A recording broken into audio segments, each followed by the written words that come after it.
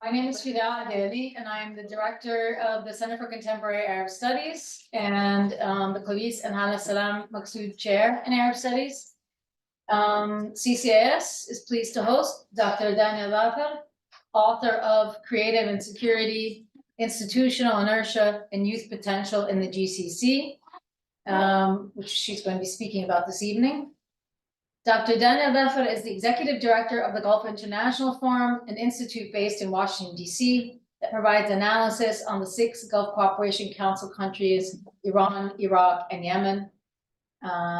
She is tomorrow having an event. We were just talking about it, an important institution here in D.C. having an event about recent developments in the region and Iran. She's also a professional lecturer here at the Center for Contemporary Arab Studies at Georgetown University, and her expertise is on the Gulf region security, U.S. Gulf relations, and the political economy of the GCC states. Dr. Thafer has been widely published and consults regularly on matters concerning the GCC and the Middle East. In addition to the book that she'll be discussing this evening, she's also co-authored 2 edited volumes. The first, The Arms Trade, Military Services, and the Security Market in the Gulf States, Trends and Implications, and The Dilemma of Security and Defense in the Gulf Region. Her commentary has appeared in many international media outlets, and she's regularly consulted by government, non-governmental corporations, and research institutions globally. Previously, she was responsible for building relationships with foreign dignitaries from the Middle East at the National Defense University's Near East South Asia Center for Strategic Studies in Washington, D.C.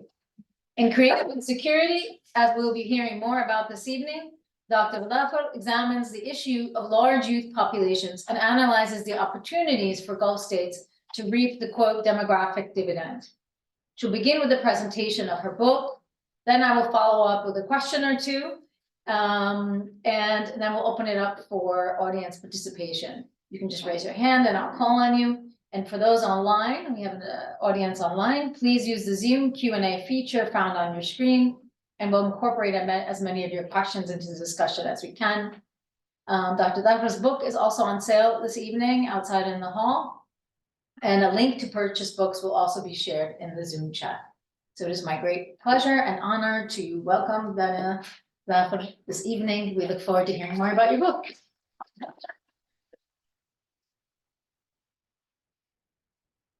Thank you, Dr. Fida. I'm humbled, especially with this introduction from you.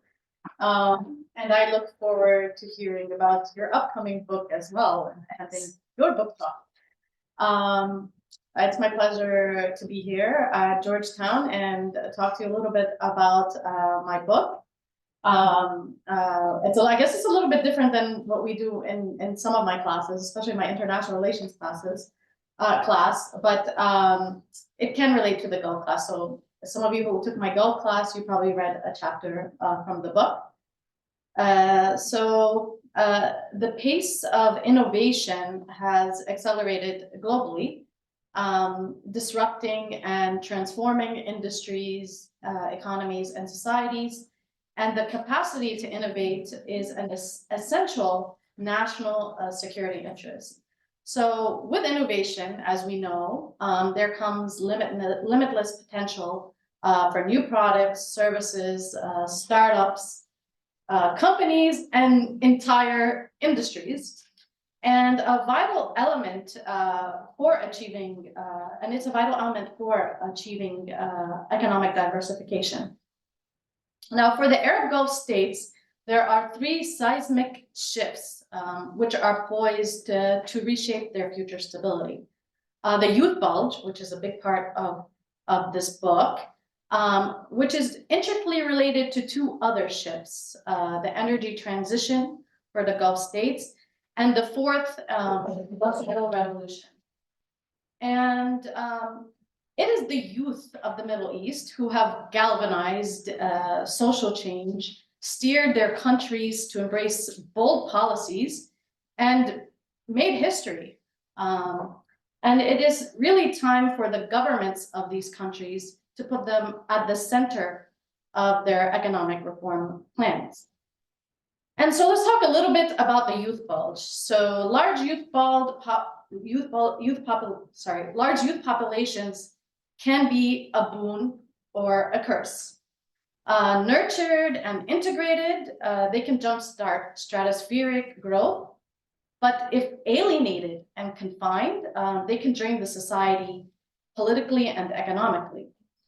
And the GCC states, and more broadly the Middle East, have reached a critical demographic juncture, management of which will determine their economic and political stability for decades to come. And so, as we know, the youth are the largest segment of the population entering the workforce, and how they're integrated today will shape the economic and political future of the GCC states. So expanding the workforce, the expanding workforce creates a potential for a unique demographic dividend. And what is a demographic dividend? I think probably most of you that study the region is very familiar, but it's a sweet spot in the age structure of the workforce that is highly conducive to elevated levels of economic productivity, but only if the right conditions are in place that incentivize innovation and a productive labor force. So during this critical juncture where the region has a surplus of young workers, it is vital that they harness one of their most important resources for innovation. And as you may guess, I'm talking about human capital. And the other second seismic change that's happening in the region is the energy transition. So reducing carbon footprints and developing climate resilience requires major social, political, economic, and technological change. And this is really intrinsically related to innovation-led development and youth participation in the labor force.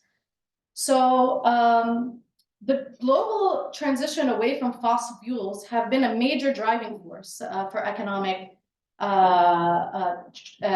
reform in the Gulf.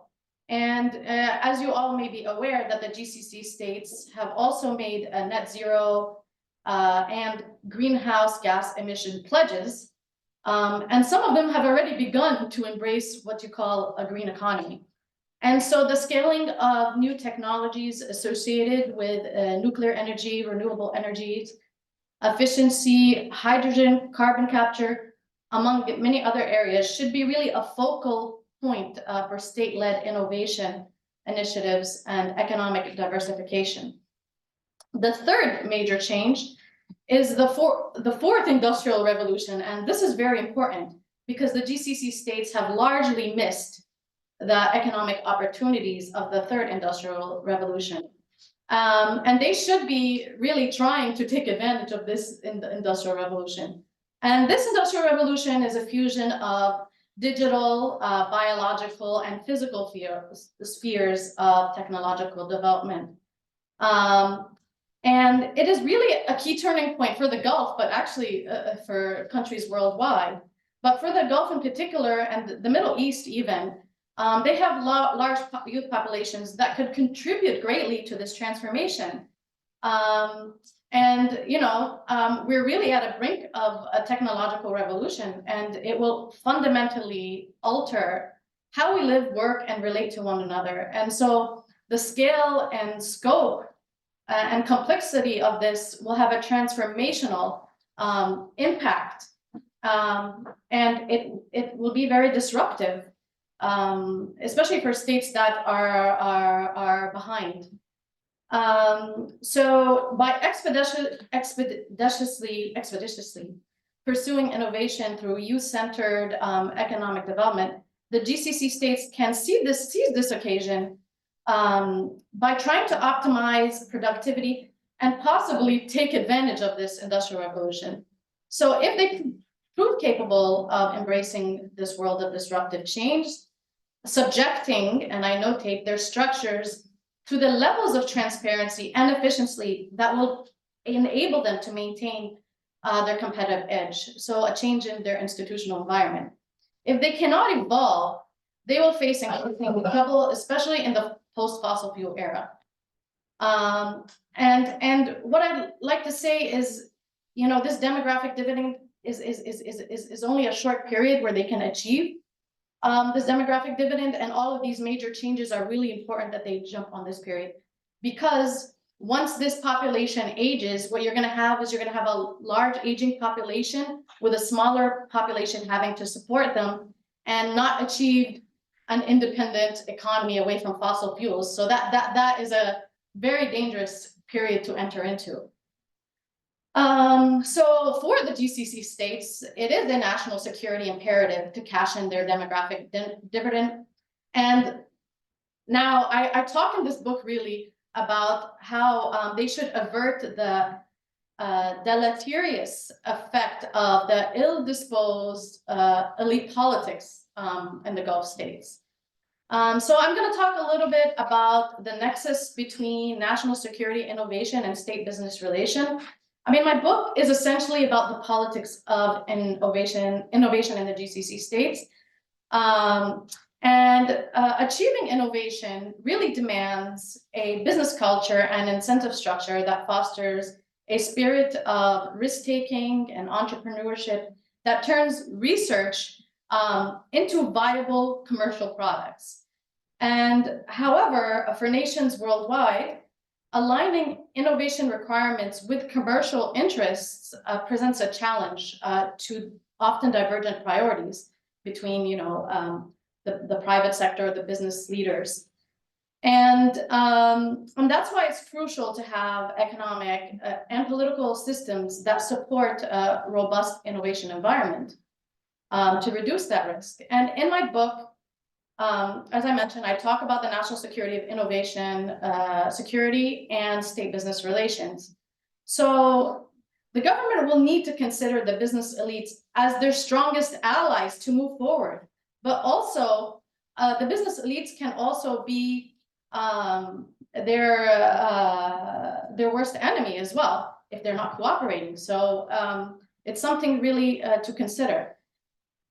And for the GCC states, how will they work together and how much autonomy the government has to conduct the reforms it needs to do can really determine how successful they are in leveraging their large young populations to achieve the fourth industrial revolution and transitioning into the post fossil fuel era. I don't want to say post oil era because we know that there are different forms of hydrocarbon resources. But in my book, I evaluate how institutional environments affect the state to have the autonomy to conduct reforms. And I do this by several approaches. So I have a couple of chapters I dedicate to historical institutional analysis. I have a longitudinal global studies of 129 countries. And I also have 2 case studies for looking at the contemporary GCC states that I conducted 80 interviews for. And I assess the Asian miracle economies and their achievement of the demographic dividend and how it affects and how the GCC states could learn lessons from that. So creative insecurity is kind of this new concept that I coined in the book. It is a condition in which the state's institutional ecosystem suppresses opportunities for innovation to the extent that it can cause economic and political vulnerabilities that threaten national security. And thus, creative insecurity can serve as a defining line between success and failure. And so given the framework of Gulf economies, so there's a standard assumption usually that young people will maximize their welfare by participating productively in the private sector. But due to the incentive structures in the Gulf states, that's not really what we have been witnessing. And the environment in many of the GCC states does not incentivize business elites who only nominally focus on development pathways to maximize profits to really contribute to dynamic private sectors that can sustain employment of the youth. I mean, simply put, they don't have the incentive to have youth-centric or innovation-centric development in the economies. And so therefore, with regard to the pursuit of developing innovative economies that can accommodate the youth bulge, this environment creates like a peculiar set of challenges to economic diversification. And so to understand creative insecurity, I use critical political economy, and that's kind of my theoretical lens in which I fuse together economic and security studies. And this assesses both economic and political spheres with emphasis on security threats caused by the unequal division of wealth and power. In critical political economy, so I assess how the inequality of power and wealth and the role of private actors influencing these conditions and how these actors can serve as a threat to the state. So I know that customary understanding of national security threats are usually at the state level, but really identifying private corporations as both potential threats and potential providers of national security is important. So it recognizes that authority can be exercised by non-state actors that can influence market forces, and they can obscure the state's autonomy to manage its security dynamics related to the economy. So basically anything that threatened the state autonomy so it would narrow the range of policy choices available to the government and degrade the quality of life of the inhabitants of the state.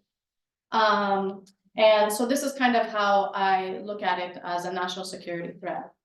And so this book kind of focuses on an understudied private sector actor. You probably already guessed that I'm going to focus on the business elite. Anyone that studies the Gulf knows that they're prominent actors in those economies. And so these elite families, they exert significant control of the private sectors. Their wealth amounts to a staggering $3 trillion. Business elite families control 75% of the private sector, and they employ 70% of the employees. And most of them that they employ are usually migrant workers, and they try to avoid hiring national youth because they cost more and usually demand more benefits and whatnot. So though raising productivity through innovation is exceedingly important, the dominance of the business elite really constrict the economic development needed to harness youth talent. So the incentive structures of these economies have evolved, and more recently, and that's a generous term, they have divided the business elites and the labor, undermining the mutual incentives to invest in innovation. So this book explores how these elites can manipulate and impair political and economic institutions, in turn limiting the state's autonomy for innovation. So inability to reform can be disruptive, has a disruptive effect. So a primary development goal of the GCC states, countries, and their national visions was really to stoke innovation, if you read all of their national visions, and to realize the demographic dividend. And they've closely focused their visions on innovation-led development, especially after the Arab Spring. So they did not compromise politically, but they chose to compromise economically by empowering the youth in the private sector. And so they've established many economic institutions for harnessing youth talent, engaging young people in the private sector.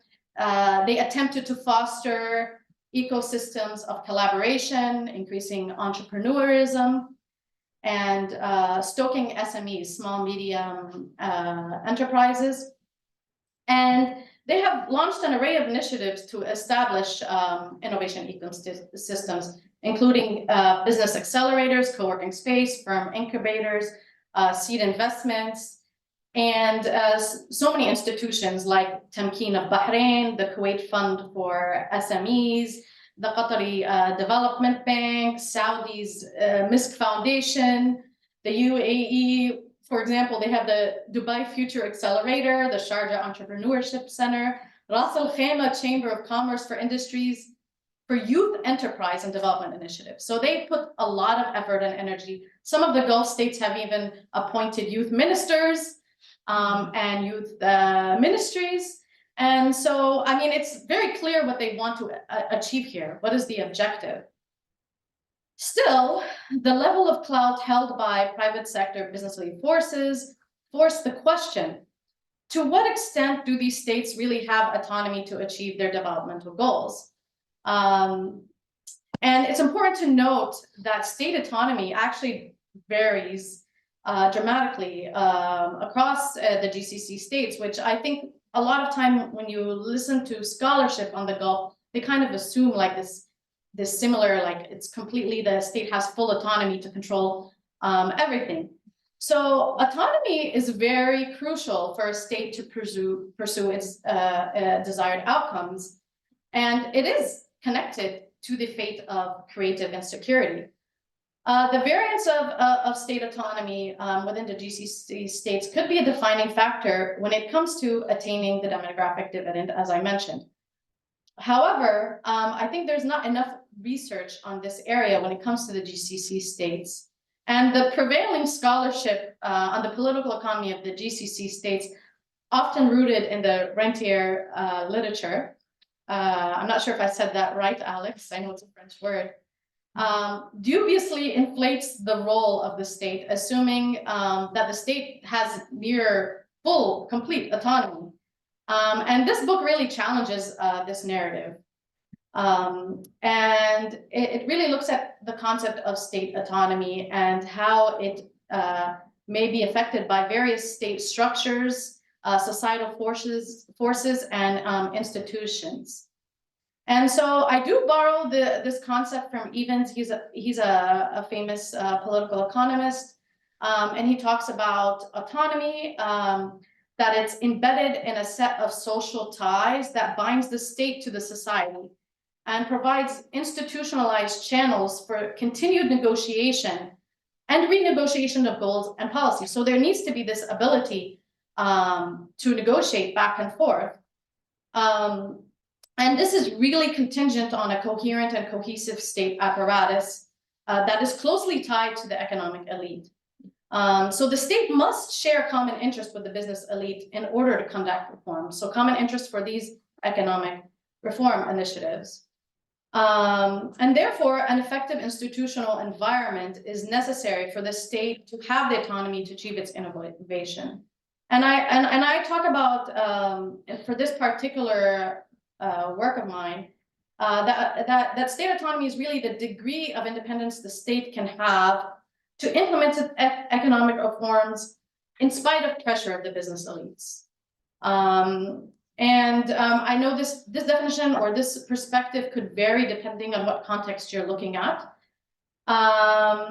So two criteria that I consider for state autonomy.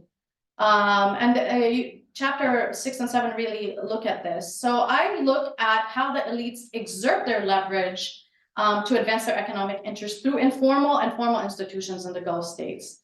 And how much of that is really at the expense of state-led reforms. So the more bargaining power the business elites possess with these institutions, the less autonomy the state has. And then second, I look at the variation of state-led capitalism across the GCC private sector. So this variation holds consequences for many aspects of the GCC states' economic development trajectories, including the distribution of power in the private sector between the business elites and the states. So in general, the higher degree of state-led capitalism the state has, the greater the state has autonomy to conduct robust economic reforms. Now, I'm talking about this in context of the Gulf states and rentier economies. I think that things will be very different in each phase of development. So like if we went into the post-fossil fuel era, I think the approach would be very different. It wouldn't be completely just state-led. But right now, with the structure of the economy, how central the state is in the economy, I think being a state-led, innovation-led development is the most opportune way to go forward. So I have three cases in which I looked at how the business elite exert their influence on institutions. I looked at Kuwait, Qatar, and Bahrain. And so interestingly enough, when I did the study on Kuwait, the business elite were able to pressure the parliaments, like take up opportunities of parliaments that are closer to the state to reverse laws that were against their interest. Whereas in Bahrain, the Bahraini parliament has different chambers, so it has an upper chamber. So the business elites are very interested in lobbying the upper chamber and the ruling family to try to push forward their reform. Whereas in Kuwait, the business elites were extremely important in one, developing the parliament from the first place and establishing institutions in Kuwait. Two, if you look at the speakership of the Kuwaiti parliament, I mean, overwhelmingly majority of the time, it's a business elite member who has the speakership position. And even I've spoken to different people in parliament, and they would argue that even the questioning of ministers and stuff, a ruling family member would be much more likely to be questioned than a business elite member. And this is more than one parliament member saying that. So yeah, the business elite have a lot of sway in Kuwait's economy. And in Bahrain, they have a lesser degree of sway. They're highly dependent on dealing with the ruling family and dealing with the appointed upper part of the parliament. The lower elected part is not too sympathetic to the business elite. And so it's interesting that there was some reform measures that were done in the labor market, and the business elite were able to dilute these reform measures. They negotiated it down, but they weren't able to reverse it, the same as Kuwait. In Qatar, the push and pull and reform was very minimal compared to Kuwait and Bahrain. Qatar really has a really informal process in which negotiations happen between the business elite and the state. Qatar has a high degree of state-led capitalism and large SOEs, state-operated enterprises, and Qatar gives business elite position within those state enterprises, but they're highly dependent on the state. And so when the state pushes for reform, there are negotiations, but usually the state ends up getting its way. Then I talk about in the book about the private sectors and the dominance of the business elites in the private sectors. And so I kind of looked at political institutions a little bit, and then I look at now the private sector. It's very interesting to see that the difference in the degree of state-led capitalism across the Gulf and business elite influence. And state-led capitalism, to clarify what I mean about it, it differs from what a free market in two ways. States adopt it as like a strategic long-term policy and views the market as serving national interests. So key institutions that indicate there is state-led capitalism, not necessarily, but they are indicators, are the sovereign wealth funds, the state-owned enterprises,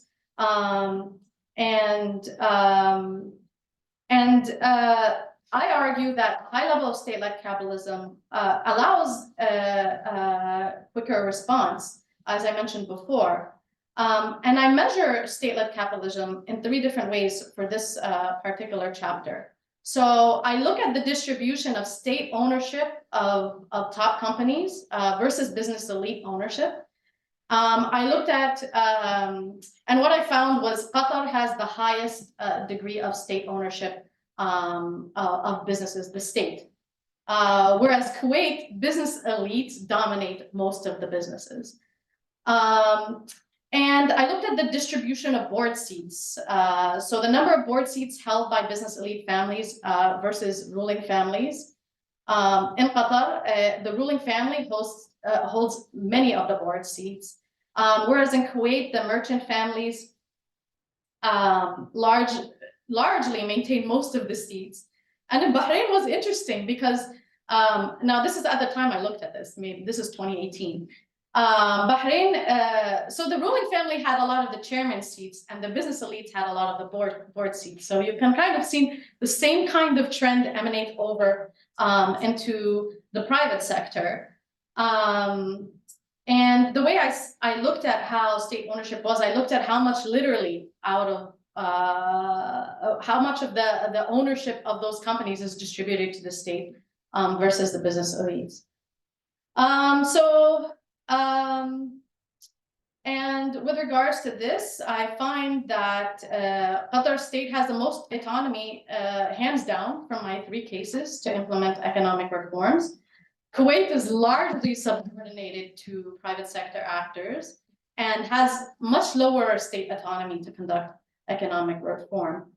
And the way that the private sector is distributed is also very interesting because it creates incentives for business elite to participate in certain industries that really serve as an opportunity cost for research and development and creating new products. And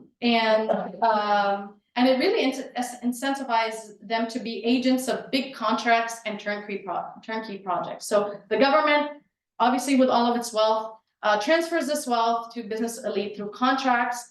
And then another interesting dynamic is in Kuwait, like certain families will own like certain brands. Anybody that's in the Gulf probably knows about this, like certain families own certain like Ford or Mercedes or whatever. And so these are like turnkey projects. So, I mean, you're getting a lot of wealth without having to put any effort. You get exclusive access to this particular name brand. And this does not really incentivize the risk-taking of research and development and innovation. And on top of that, like big construction projects are really huge opportunity costs for like focusing and spending money on innovation-led development. And we know, like those of you who've been to the Gulf, you know how many fancy hotels there are and big, huge mega projects there are. And so they don't really foster economic diversification. They are important.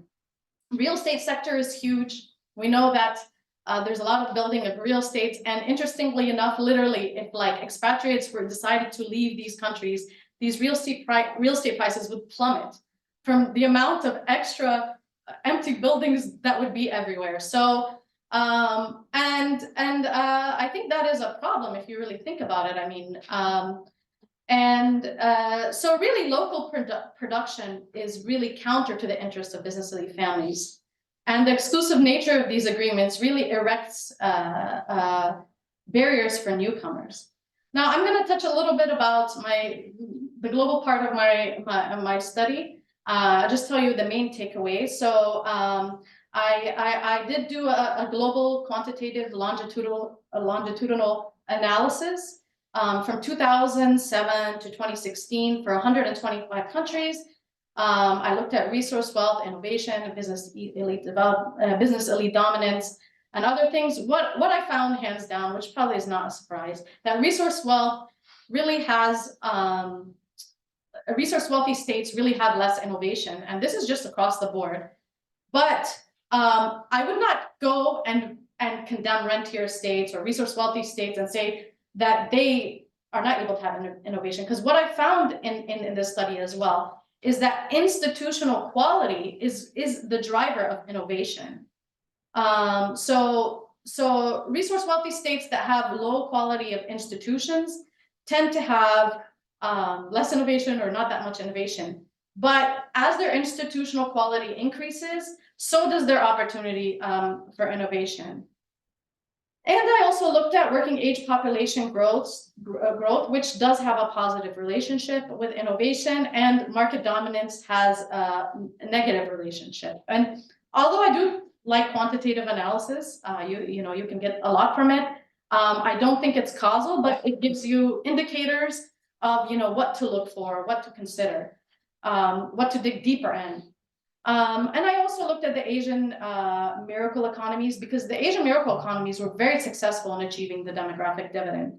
And what I found is that a coherent and cohesive state apparatus that has autonomy to reform is really important for innovation-led development and achieving the demographic dividend.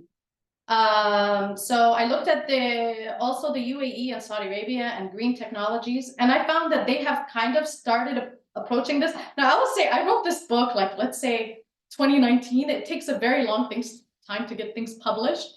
And when I got back my book to kind of assess it, I had to really go back and update a lot of things. Saudi Arabia has changed, and it's amazing to see that the degree of change that happened there in such a short amount of time.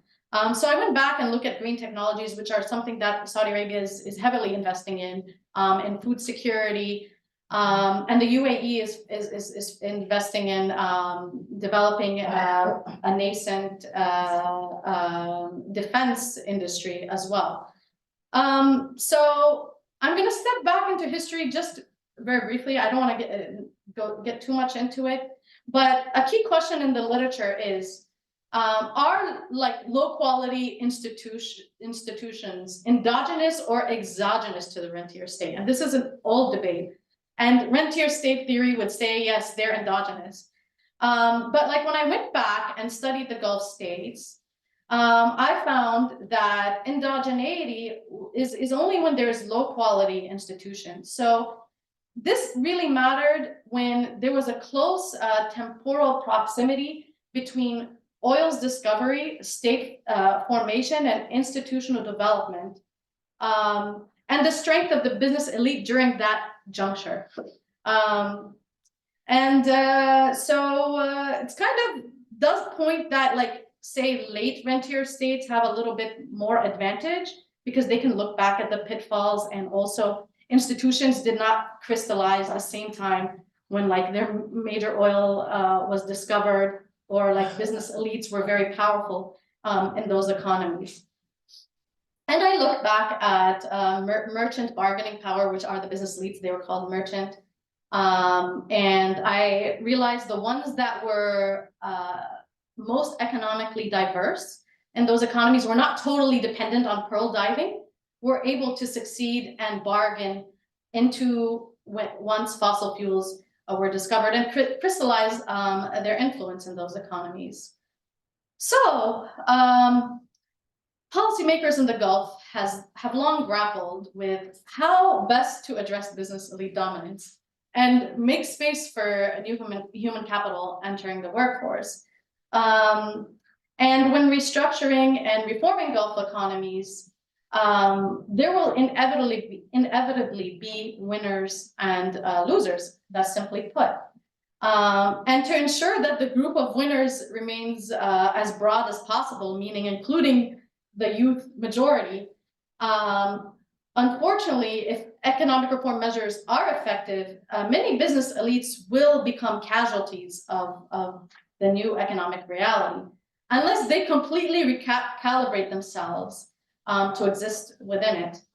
In my book, I do discuss about how Saudis and Emiratis began dealing with this issue. And I mean, none of us can forget about the Ritz-Carlton shakedown of the business elites. That was one approach. But also UAE went about it in a very discreet fashion, like collecting the business elites and telling them, hey, you can no longer have exclusive access to these resources, and we're gonna have to embrace a change. So the Gulf states with higher degree of state-led capitalism, such as Saudi, Qatar, and UAE, have boosted innovation by fostering centralized institutional environments that focus on youth-centered development, emphasizing on research and development, entrepreneurialism, and the cultivation of opportunities for startups. Nonetheless, these pockets of innovation alone are insufficient to really revolutionize or diversify GCC economies and also achieve the demographic dividend. A more assertive strategy is required, and that's why you see kind of this new era where the Gulf states are focusing internally. Even in Kuwait, you see the new emir, he's really pressuring the parliament to be able to pass reforms. So they are really thinking about economic development because they are in a critical juncture. And so by expeditiously pursuing innovation, they can seize this opportunity to optimize productivity and possibly take advantage of the fourth industrial revolution. But failure to do so will effectively result in a national security risk. Thank you.